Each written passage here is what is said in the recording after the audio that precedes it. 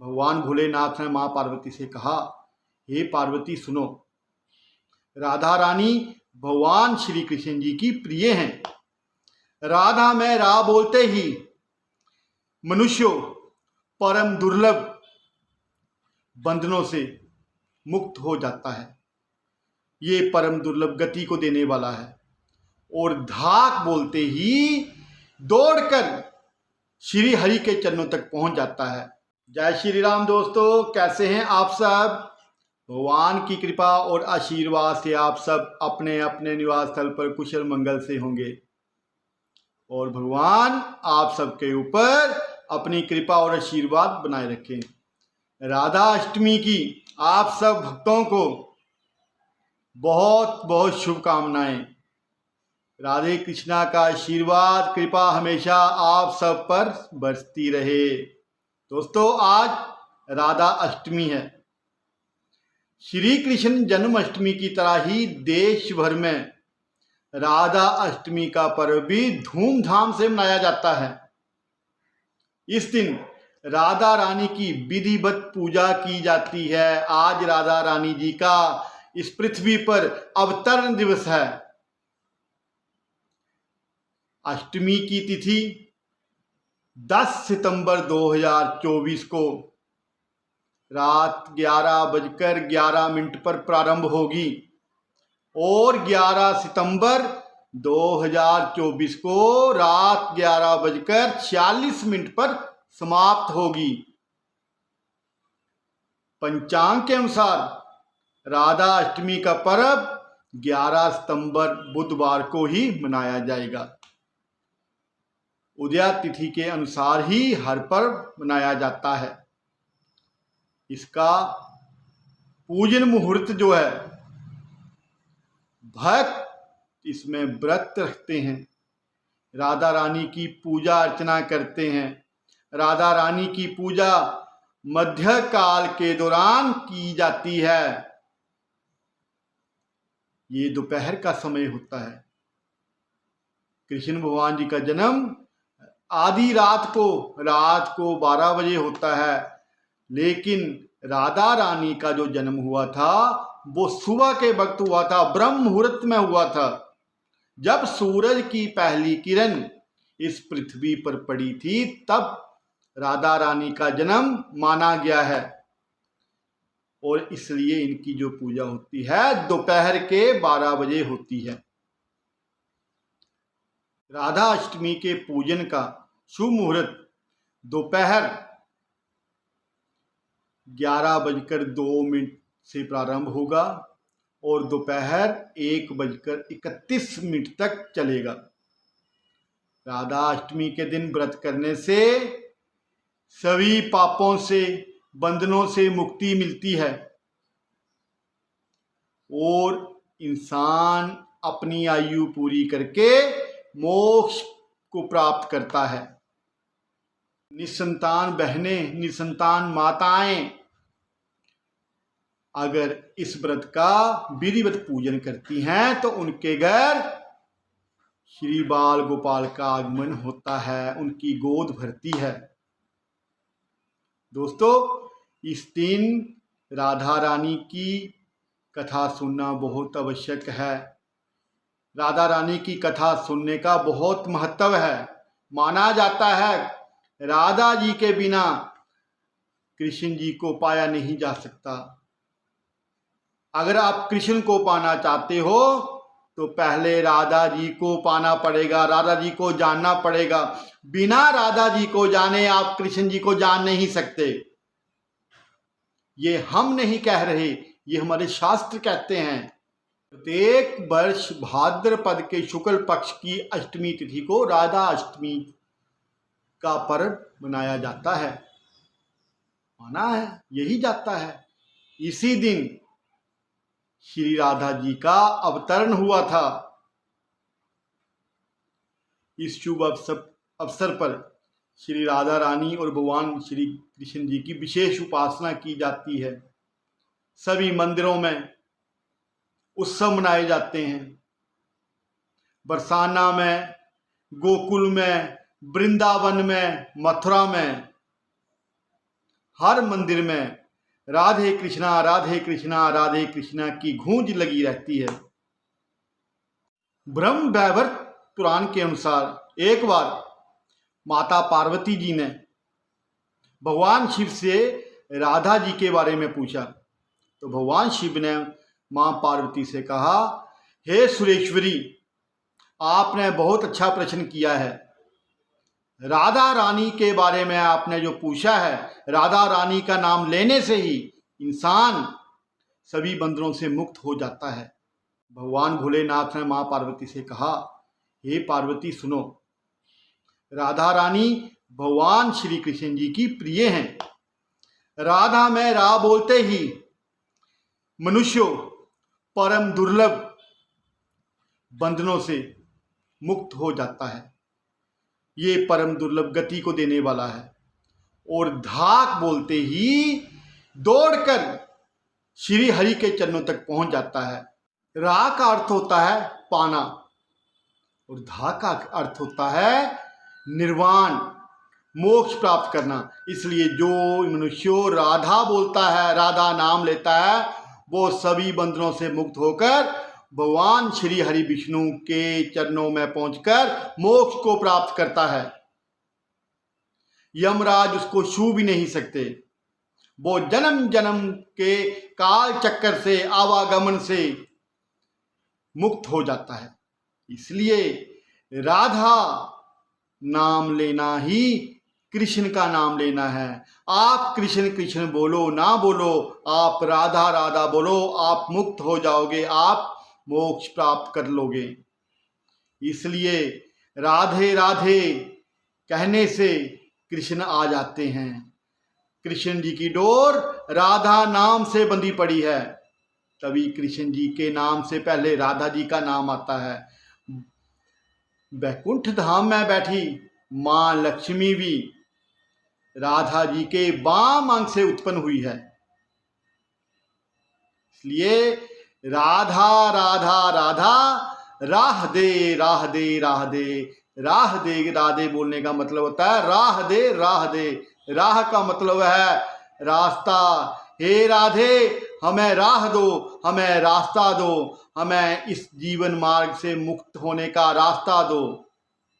इसका अगर उल्टा करें तो धारा बनता है। धारा मतलब हमारी सांसें जो निरंतर चल रही हैं, धारा हमारी सांसों की धारा जो निरंतर बह रही है। हमें उन सांसों के प्रयोग को हमें सफल बनाओ। ये सांसों का जो आवागमन हो रहा है, इसमें राह और धा चलता रहे। ये धारा जो बह रही है, इसमें राधा और कृष्ण का वास हो, इसमें श्री हरि विष्णु का वास हो। ये सांसों की माला जो है, ये सांसों की डोरी जो है, इस डोरी के कारण हम श्री हरि विष्णु तक पहुंच सकें। ये धारा जो सांसों की चल रही है, इस धारा में बहकर हम विष्णु के चरणों तक पहुंच सकें, अपने ईश्वर के चरणों तक पहुंच सकें, अपने जन्म को सफल कर सकें, मोक्ष प्राप्त कर सकें, जन्म मरण के चक्कर से मुक्त हो सकें। ये महिमा है राधा नाम की। कृष्ण अगर प्राण हैं तो राधा जी उसकी आत्मा है। राधा और कृष्ण एक ही हैं। शायद आप में से बहुत से लोगों को राधा जी के पूर्व जन्म की कथा नहीं पता होगी। मैं आपको राधा जी के पूर्व जन्म की भी और राधा जी के जन्म की भी कथा सुनाता हूँ। आप कथा के अंत तक बने रहिए और कथा को ज़्यादा से ज़्यादा शेयर कर राधा अष्टमी के दिन श्री राधा जी का आशीर्वाद लीजिए।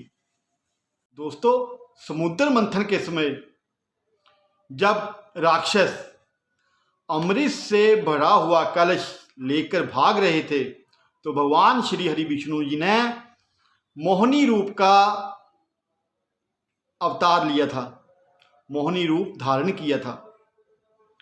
उस मोहिनी रूप को धारण करते ही जब विष्णु भगवान श्री हरि मोहिनी रूप में देवताओं और राक्षसों के सामने आए, तो सब राक्षस, सब देवता उनके मनमोहक रूप को देखकर, उनकी खूबसूरती को देखकर हैरान रह गए। वो आश्चर्यचकित रह गए कि तीनों लोकों में ऐसी कौन सी सुंदरी आ गई जो इतनी खूबसूरत है, जिसकी खूबसूरती के आगे चांद की खूबसूरती, चांद की चांदनी और अप्सराओं की खूबसूरती भी कुछ नहीं है। सभी देवता, सभी राक्षस अपनी सुध बुध खो बैठे और भगवान विष्णु के मोहनी रूप की तरफ एक टक नजर गड़ाए रहे। क्या देवता, क्या राक्षस उस रूप को देखकर काम वासना के प्रभाव में आ गए। ब्रह्मा, इंद्र, सभी देवता, सभी राक्षस काम के वशीभूत हो गए। काश ये सुंदरी हमें मिल जाए, हम इससे विवाह करेंगे। भगवान शिव के अलावा भगवान विष्णु के मोहनी रूप का किसी को पता नहीं था, लेकिन सभी देवता काम के वशीभूत होकर जब एक टक अपनी सुध बुध खोकर भगवान श्री हरि विष्णु के मोहनी रूप को देख रहे थे, तो भगवान श्री हरि ने राक्षसों से अमृत से भरा हुआ कलश छीना और वो अपने स्थान की तरफ जाने लगे। सभी देवता, सभी राक्षस उनके पीछे पीछे आ रहे थे, लेकिन एक देवता जो थे वो अपनी जगह खड़े थे। वो भी मोहिनी के रूप में प्रभावित होकर उनकी तरफ एकटक देख रहे थे, लेकिन बाकी देवता और राक्षस उन्हें अपने पत्नी रूप में पाने के लिए, अपनी प्रेयसी के रूप में पाने के लिए उनकी तरफ देख रहे थे।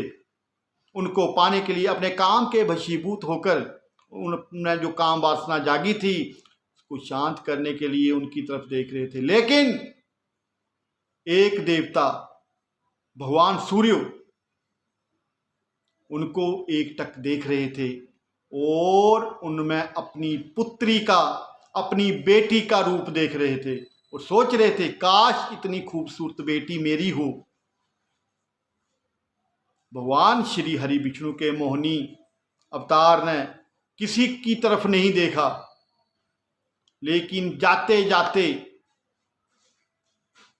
अपनी भ्रुकुटी उठाकर भगवान सूर्य की तरफ देखा और उनके अंतर मन में जो विचार चल रहे थे कि काश ऐसी मेरी बेटी होती, इस रूप में मेरी बेटी हो तो मैं उसको दुलार करूं, अपनी गोदी में खिलाऊं, अपनी गोदी में उसके सिर पर हाथ फेरूं।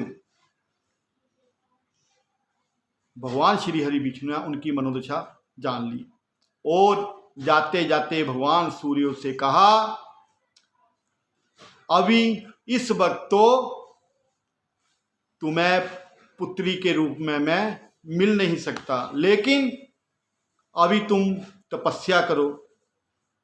द्वापर में जब मैं कृष्ण रूप में अवतार लूंगा तब तुम्हारी ये मनोकामना जरूर पूरी होगी।